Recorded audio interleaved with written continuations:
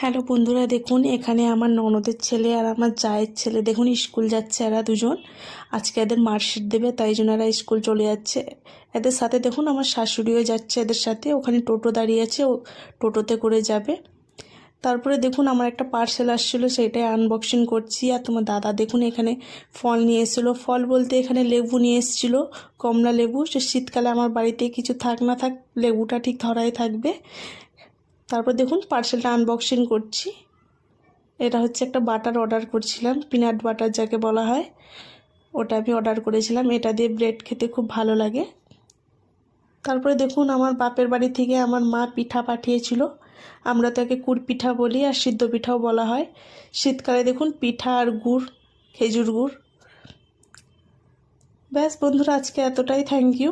কার কার বাড়িতে পিঠে করে খাওয়া হয়েছে আমাকে কমেন্টে অবশ্যই জানাবেন।